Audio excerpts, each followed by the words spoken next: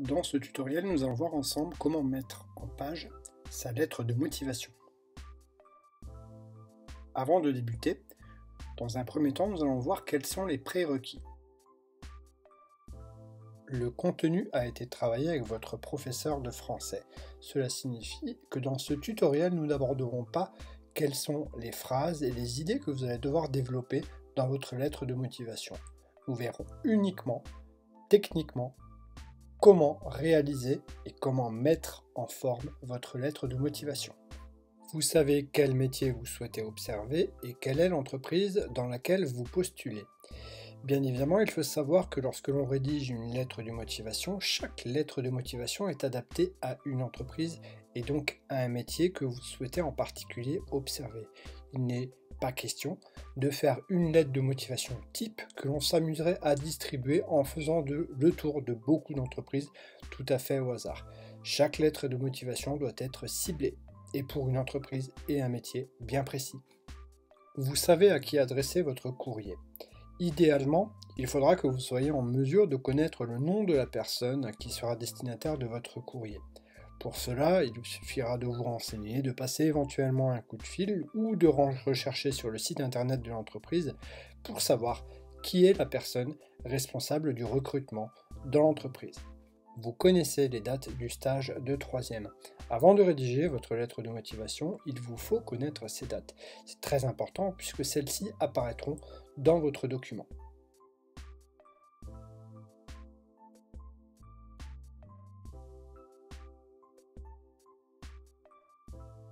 Ici, vous avez une lettre de motivation et nous allons chercher à obtenir la même mise en forme. Si je zoome un petit peu sur ce document, tout de suite, nous constatons donc en cette partie-là, alors je vous le dis tout de suite, on est sur le cas d'une personne totalement fictive, des noms mis au hasard également ici, mais pour l'exemple, ça nous aidera à travailler. Donc dans cette petite partie, la zone qui est tout en haut à gauche, c'est une zone qui vous concerne uniquement vous, dans laquelle vous précisez vos coordonnées, votre numéro de téléphone et comment on peut vous joindre. Petite remarque importante concernant l'adresse mail que vous faites apparaître ici. Il est hors de question que vous mettiez une adresse mail qui ne fait pas du tout sérieux. Alors tout ce qui est beaugosse94@gmail.com, on va oublier. Il faudra vraiment, quitte à créer une nouvelle adresse mail s'il le faut, mettre une adresse mail qui, si possible, prendra le format prénom.nom après le nom de domaine que vous aurez choisi. Ça peut être Yahoo, ça peut être Free, ça peut être Gmail, peu importe. La partie qui est ici concerne ensuite la personne à qui vous allez adresser votre courrier. C'est là que, comme je vous l'avais dit dans les prérequis, il est important de savoir quel est le nom de la personne à qui vous adressez ce courrier et également son poste dans l'entreprise. Dans le pire des cas, vraiment dans le pire des cas, il est possible de mettre à l'attention du responsable du recrutement. Mais lorsque cette personne aura le courrier entre les mains, tout de suite, elle se rendra compte qu'un travail moins important de recherche aura été fait. Ensuite, le contenu du corps de notre lettre qui est juste ici et qui se termine avec notre formule de politesse. Comme je vous l'ai dit, nous n'allons pas voir le contenu, nous verrons uniquement comment faire tout simplement pour obtenir la même mise en page. Ensuite, nous terminons avec le nom et le prénom, suivi en dessous de la signature, pour obtenir ce document qui est entièrement mis en page et prêt à être imprimé.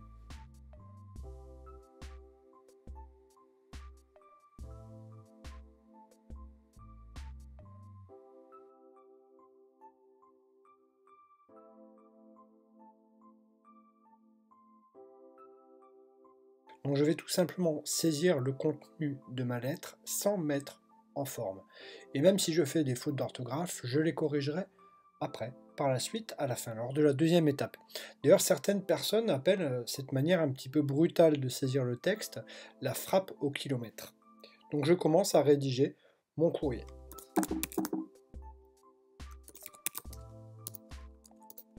Si je fais quelques fautes, c'est pas très grave.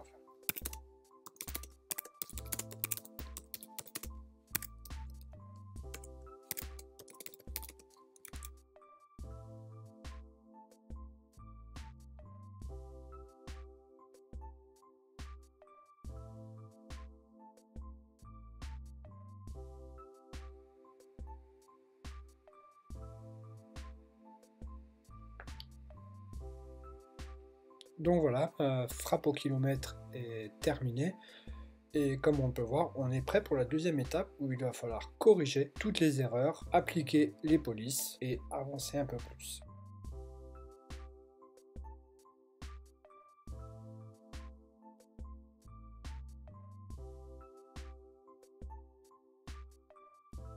Nous arrivons donc à cette deuxième étape où nous allons devoir maintenant corriger les quelques fautes que nous avons fait. Donc pour cela, il suffit de vous relire et de regarder. Donc dans le cadre de mon parcours, je me dois d'effectuer un stage d'observation. Déjà là, on voit une faute au sein d'une entreprise, d'une administration ou d'une gestion de l'informatique. Ce sont des fautes de frappe à corriger disponibles. Voilà, les fautes sont ensuite corrigées et on va essayer maintenant de modifier la forme, tout simplement, la mise en page de ce document.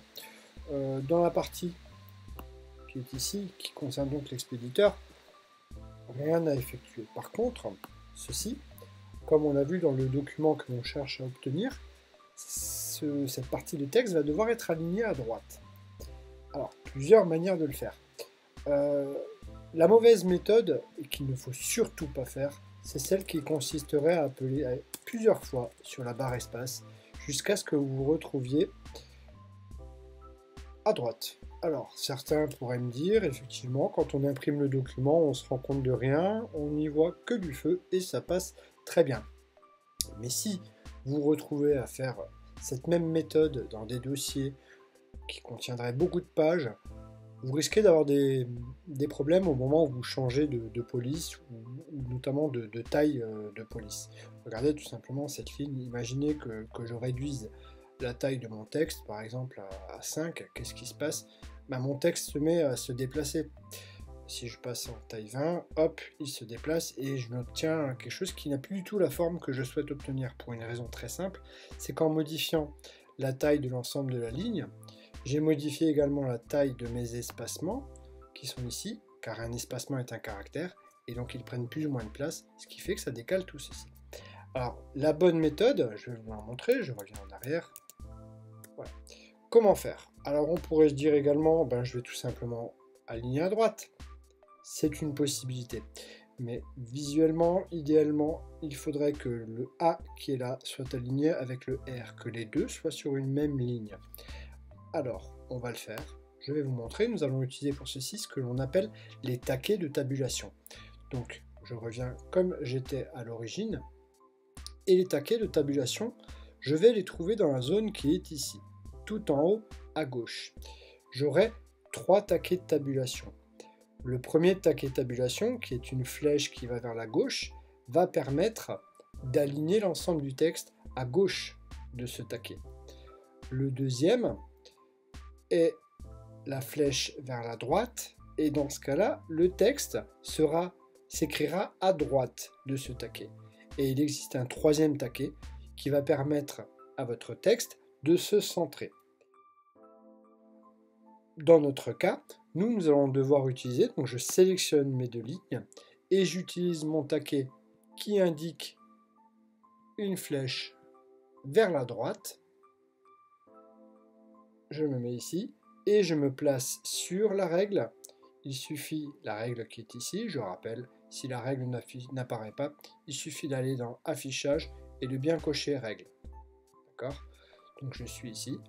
J'ai bien sélectionné mes 2 lignes, je me place sur ma règle, je clique avec mon curseur de souris et je laisse appuyer sur mon bouton de souris. Je me mets à peu près au milieu de la feuille, en général c'est à 8, et je relâche.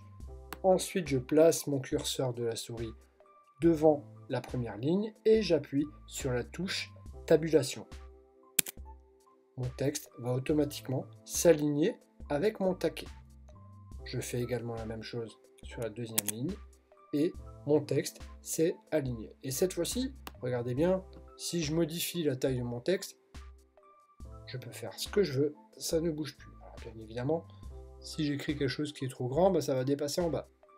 Mais on voit bien que lorsque l'on reste dans des tailles de police raisonnables, il n'y a plus de modification. D'accord? Donc je vais garder la même taille qui était 12 et j'applique toujours la même taille pour mon document ici pour ces 2 lignes. Je continue. Ici, on a bien vu que pour chacun de ces paragraphes, on doit appliquer un retrait à chaque début de paragraphe. Donc je vais tout simplement sélectionner l'ensemble de mes paragraphes et les retraits se jouent avec les tabulations qui est ici. Je vais déplacer la tabulation du haut, qui est juste celle-ci. Je clique dessus, je maintiens et je déplace. Et en général, on se déplace d'1,5 cm. Et je mets directement en place tous mes retraits pour tous mes paragraphes. Reste une autre étape encore concernant l'ensemble de ce corps de ma lettre. Je vais sélectionner tout ceci et je vais utiliser l'option qui est ici et qui permet de justifier le texte. C'est-à-dire, on voit très bien que visuellement, c'est pas très beau. Dans mes paragraphes, ici, je n'arrive pas au bout et ainsi de suite. Que va faire justifier? Justifier va permettre d'utiliser l'ensemble de la largeur de notre document. J'appuie dessus et notre texte est justifié. On le voit bien des deux côtés. Si je recule un petit peu, on voit déjà qu'on obtient quelque chose d'un petit peu plus sympathique. Je continue. Il me reste mon Jean Dupont qui est juste ici. Alors là, je ne me pose pas de problème. Mon Jean Dupont, je vais l'écrire directement à droite. Cette image, je vais également la déplacer. Alors, effectivement, je ne me suis pas attardé dessus, mais je vous conseille vivement d'utiliser une application du type ScanCam. Il y a des tutoriels que j'ai placés justement sur le site qui pourraient vous être utiles. Et de scanner, de tout simplement d'effectuer votre signature sur une feuille blanche, de la scanner et de garder le fichier. Ça vous permet vraiment de gagner du temps.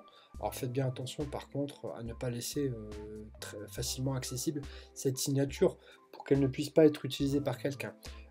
Bien évidemment, la signature que j'ai prise là, c'est une signature que j'ai trouvée de manière complètement hasardeuse sur Internet. Donc j'obtiens ici mon nom, en dessous la signature. Je regarde un petit peu la répartition de mon document et je peux répartir les choses de manière un petit peu plus esthétique. Voilà. Et j'obtiens mon document qui est donc finalisé.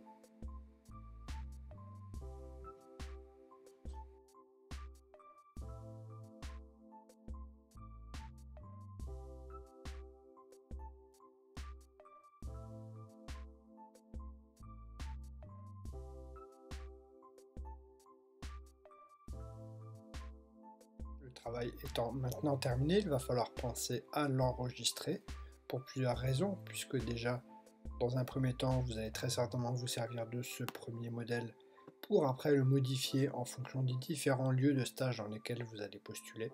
Ce ne sera pas toujours à l'intention de Madame Borel, qui est responsable de la société Cleanafo, mais il se peut que ce soit pour une autre personne, une autre entreprise.